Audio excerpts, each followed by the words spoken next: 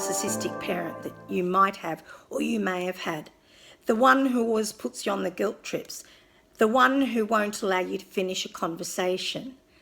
The one that won't ever listen to an opinion even when you're 40 to 60 years old and you're completely grown up and mature and perhaps got a great life of your own that you're managing really well.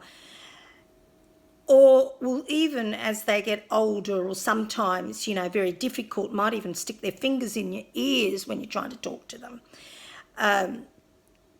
who talks about themselves non-stop but never asks about how you are. And now this can be very, very damaging on a child. People think that it's all about abuse, that's domestic violence, and they don't see the subtleties of narcissism and the way that they treat their children in these little things that perhaps they've inherited from their own upbringing. And believe me, these sort of things are highly damaging. Because what happens is our schemas are formed mostly, our patterns of thinking, which are formed mostly in childhood and emerge later on as we grow up. And these patterns of thinking also modify the way that we behave and the way that we act in certain situations. So, for example, the parent that never listens to your opinion or talks incessantly may form a schema of your own that every time you speak, you feel almost guilty that you should shut up and that people are going to not want to listen to you. These are just these tiny little things that come through from a narcissistic parent.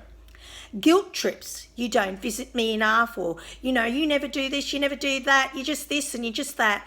And in actual fact, no matter how much as you grow up, you're not those things and you don't behave in that way, there's still that pattern of thinking that's been formed. So there's always that little message coming through with this negative mind chatter that, you're not good enough, or you might keep on apologising. I'm sorry, but did I do that right?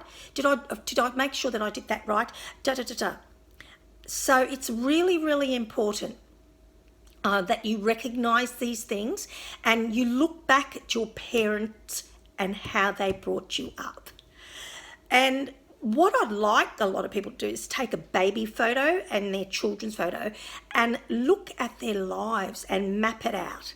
And when you do that, you're really going to be able to see yourself as this innocent little child and think about all those actions, what was said to you, what happened to you, what did your parents do. And when I say this, I must say that I'm not criticising parents, okay? Because as parents, we're not given a handbook. And sometimes, we copy those very things we hated about our own parents and we do exactly the same to our children. Now, I recently made a video about that and I hope some of you have listened to that. But it's very, very important to understand that some of those narcissistic comments impact on us all the time. Recently someone told me, well, I was always told that I was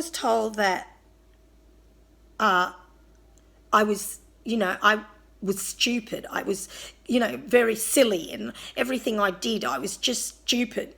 Don't be so stupid. Of course, that's not right. Don't be so stupid when I tried to say something. And so that person had been battling, even in their career, because they could never actually come out with their ideas, and yet they had such brilliant ideas to offer.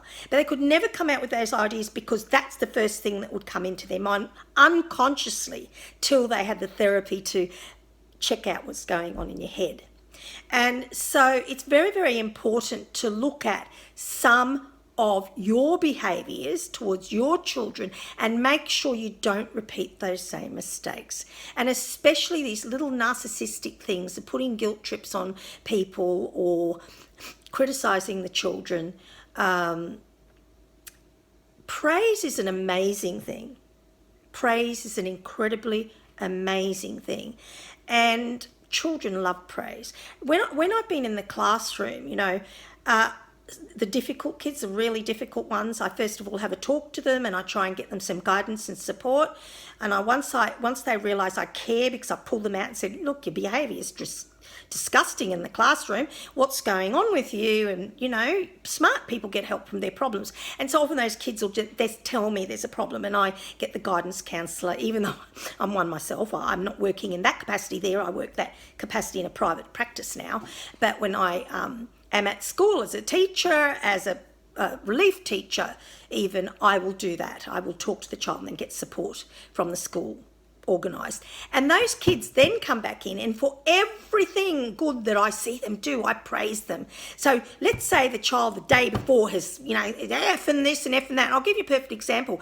This child, just an hour before, I'd had one session, high school child, year 8. And as he was walking out, because he had a green sheet, which means I've got to like tick whether they had 5s or 4s or 3s or 2s, 1s. And if they're 1s, they're going to get detentions. And I had to be honest. He didn't do any work. He was being disruptive. So I ticked all 1. And he goes, as he's walking out, yeah, nobody effing cares, he said. I heard him out in the landing. So I went immediately and said, can you please come back in here? Because he thought he was going to get a big lecture from me and he didn't want to come back in. I said, you better come back in here and have a chat to me, because otherwise I'll report you for refusing to do what I ask and then your parents will be called. Oh, so he came in and I said, listen, darling, what's going on with you? I said, you're a beautiful boy, very good-looking, lovely young boy. You look smart and you could go really well with your education. However, what are you doing? You're having bad classroom behaviour. You're not doing any work. So what I want to say, now I'm not here as a guidance counsellor, so what I want to say, you don't have to tell me what the problem is. We've got a guidance counsellor to do that, because I don't want to be seen like that's what I'm trying to do. Because there is a guidance counsellor there and there's nurse supporting staff, and that's their job, not mine. I'm not working in that capacity. And I can put some support in place from you, because I believe that you might have some issues and smart people get help for issues. And he immediately softened his voice completely, and I saw the emotion on his face, and he said, well, I do have issues, but I talk to my mum. And I said, okay, well, that's great. You've got a mum you can talk to. But sometimes at school, kids need help. And we've got nursing staff. We've got a lovely guidance counsellor that the kids said's a lovely person. You know, so would you like me to put some stops in the school, support stops for you in the school? No, I'll be right, he said. He came for my next class. The very next session, he was in another class, because it's high school and they have different subjects. So I was in there and the kids had all just sat down. He went and sat by himself. And last time he was sitting with his troublesome mate as well, who also got into trouble. And he came in and I was saying to the kids, oh, look, I know sometimes I'm a bit of a biatch, but it's only because I love and care for you kids. You need to get an education. So, you know, if you're being disruptive, first of all, I'll try to move you. If that doesn't work, then the next thing is going to be that you will be reported to the coordinator, your parents will be rung up. And that's because I care about your education and your future. And I said, so I know that I'm a bit of a biatch sometimes, you know, I have a bit of a joke with the kids, but it's because I care. And all of a sudden I heard this voice pipe up. Oh, but you're not, miss. You're really nice. My brother really, really likes you. He says he had you too. It's probably a brother I talked to. I had 4 conversations in 2 weeks and referred 4 kids. And I said, oh, okay, well, that's nice of you. And he goes, yeah, but you know why, miss, don't you? Yeah, you remember? And I realised what he was saying was, the thing is that I had a chat with him. And so he showed the care. He had the care from the teacher. And, you know, quite often where kids have turned around in my class, because he came in, he did all his work for that session now, and he got all his work done, and at the end of it I went up and said, you're a brilliant boy, here's a glow stick. Oh, thanks, miss. And I know I won't have any more problems with him. And this has been my results for a long time with kids, because I've learned that about kids over time. And they always come back in and they're really great for me. The principal used to say to me, but they're not good for anyone else, they're only good for you. And I used to think, well, maybe more teachers need to just learn to ask, you know, and how are you, and be empathetic that some of these kids are having outside issues, you know, even a parent divorcing is a dreadful issue. So then what I do is I praise them. Oh, gosh, look at that. That's a great story you wrote. Wow, you're being great today, my smart boy, you. Hey, smarty pants, what are you going to do? Be a doctor? And do you know, the praise is what children thrive on. So if you were criticised a lot, and if you were made to feel that you weren't worthy in many ways by a parent who was very critical, who cuts you off every time you try to talk, who won't have an opinion, it's very, very frustrating, and it impacts on the way that you think and the way that you react in a relationship with everyone else and other people and your own children.